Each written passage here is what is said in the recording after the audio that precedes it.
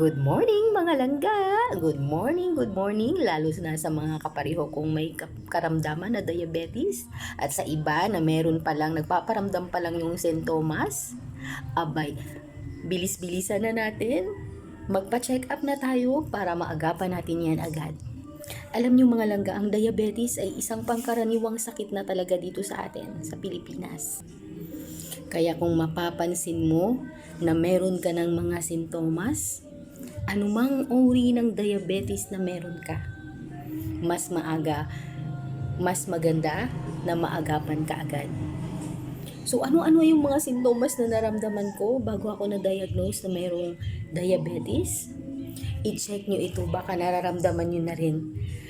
At magpa-check na rin kayo sa doktor pag meron kang mga sintomas na nararamdaman na ganito. Una, madalas na pag-ihi. Yung pabalik-balik ka sa banyo, malakas na indikasyon ng diabetes kung ito ay nangyayari sa gabi o kung ito ay gumigising sa iyo sa kalagitnaan ng gabi upang pumunta sa banyo. Number 2, pagkauhaw. Kaya watch out sa symptoms na ito. Pwedeng meron ka ng diabetes. So number 3, gutom. Ang gutom ay pinakakaraniwang sintomas ng diabetes, ngunit ito ay madalas na hindi pinapansin kasi akala natin normal lang na gutom ka. In my experience, hindi ako pwedeng malipasan na gutom kasi pag once na nalipasan ako ng gutom, nanginginig yung buong katawan ko at ang tagal kong mapanormal.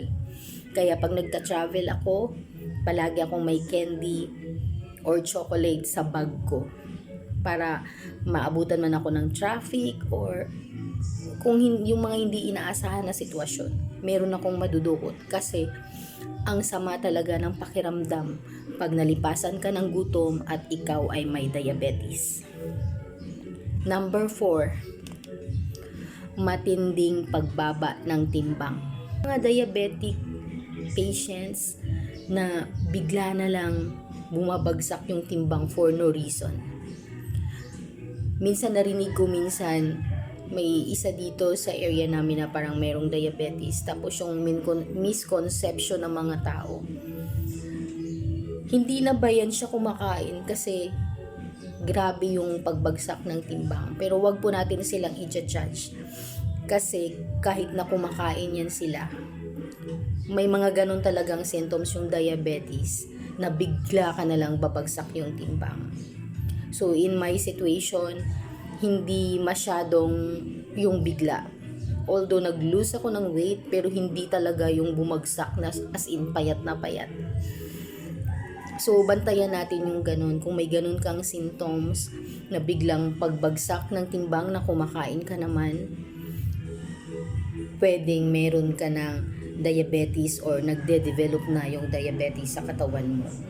Number 5, tuyo yung ating balat or nakaka-experience ka ng dry skin.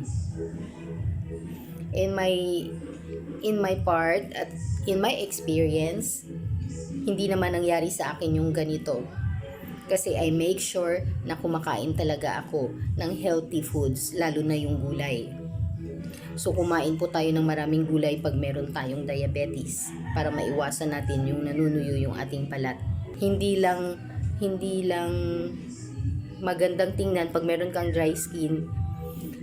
Isa rin ito sa dahilan na magkakaroon ka ng mga rashes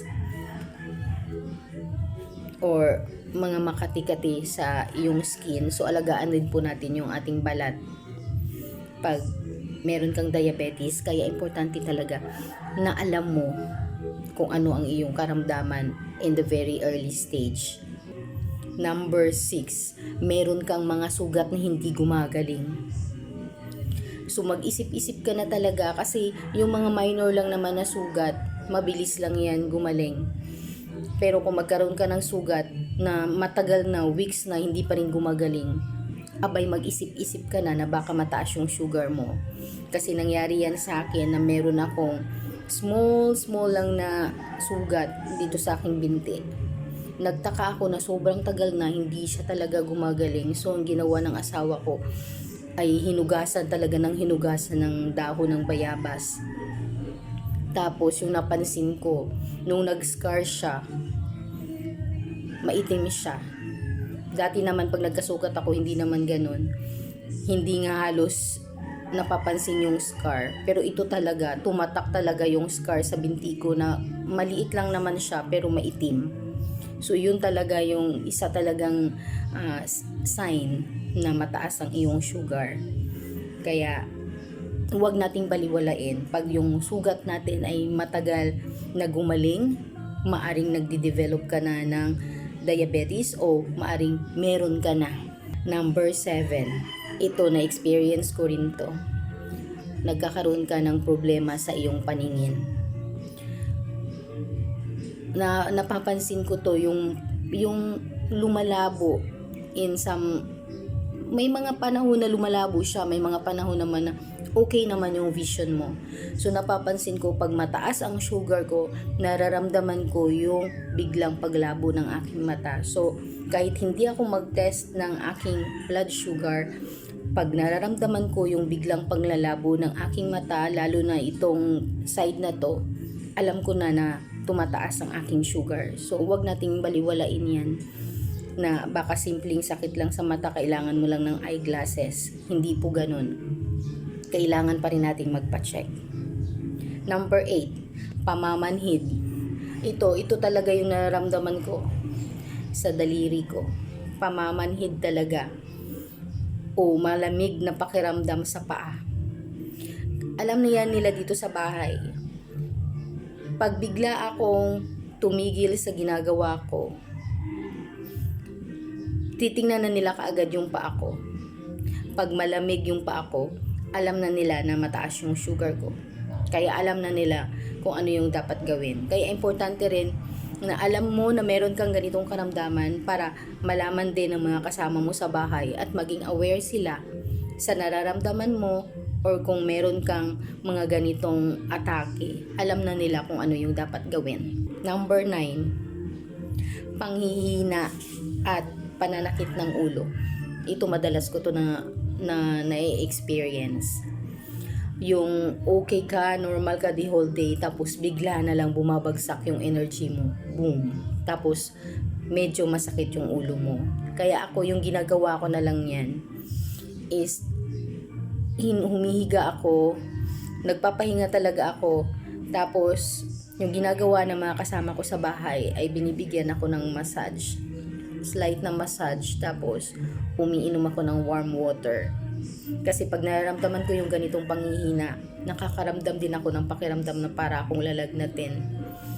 So umiinom ako ng warm water, tapos pinapakain nila ako ng hot soup, mainit na sabaw, para makarecover ka agad. At sometime, kumakain din ako ng bawang. Meron akong naka-ferment na bawang, naka-ready na yan, nakababad siya sa apple cider vinegar. Maganda rin i-try nyo yan. Magbabad kayo ng bawang sa apple cider vinegar, tapos pwede nyong kainin yan pag meron kayong mga ganitong atake. Number 10, nagkakaroon ka ng infection o kaya'y prone ka na sa allergy.